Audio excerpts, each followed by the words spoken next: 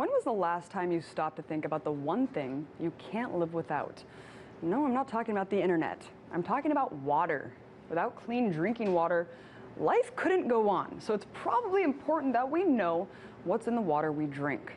For the past 65 years, city governments nationwide have been adding a substance called fluoride to the water supply. The practice of water fluoridation started at a time in history when asbestos, PCBs, and DDT were all deemed safe and effective. And although all of these chemicals have been banned since, fluoridation is still a common practice. However, it's uniquely American. The U.S. has more people drinking fluoridated water than the rest of the world combined. In fact, most industrialized nations do not fluoridate their water, including Japan and 97% of Europe. So what exactly is it that we're ingesting? Well, it's not the same fluoride that's in your toothpaste. What's being added to municipal water supplies is a fluorine compound called hydrofluorosilicic acid, and it's a byproduct from the phosphate fertilizer industry. Yes, you heard me right. Let me break this down for you.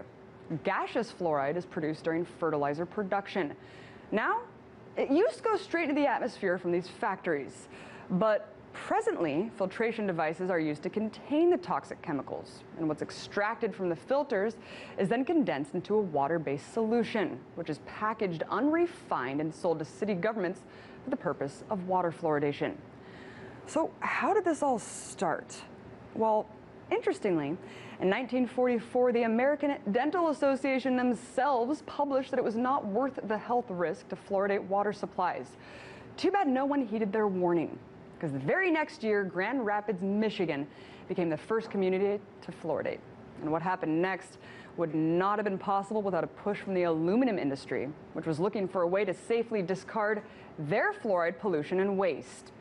In 1947, Oscar Ewing, a paid attorney for Alcoa, the biggest aluminum company in the U.S., was picked to oversee the Public Health Service, which is now known as the Department of Health and Human Services. He then made clear his lingering ties to the aluminum industry by promoting water fluoridation as one of the first official policies of the department.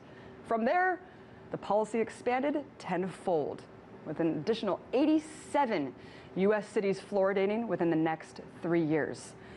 Fast forward to today, where children are growing up indoctrinated with the notion that fluoridated water is necessary because it prevents tooth decay.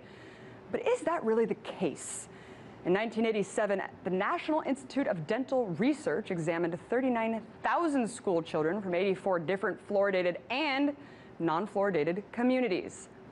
And while the study did find that in fluoridated areas tooth decay declined, the most interesting part is that there was a declining trend in tooth decay in non-fluoridated areas too, perhaps because of overall better hygiene. Okay, but not only is there no causal link, there's also serious health risks for fluoride overexposure. For one, an excess of fluoride causes fluorosis, which is the eating away of the enamel on your teeth. This is indicative of what it's doing to your body on a larger scale. You see, it doesn't just eat away at the tooth enamel. Only 50% of the fluoride we consume is excreted. The rest is absorbed throughout our bodies, our pineal glands, and our bones.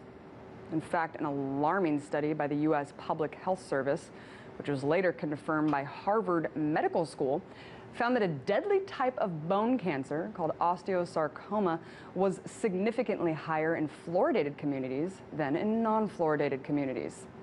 However, the most distressing findings come from 18 studies done worldwide, showing a substantial lowering of IQ in overly fluoridated areas.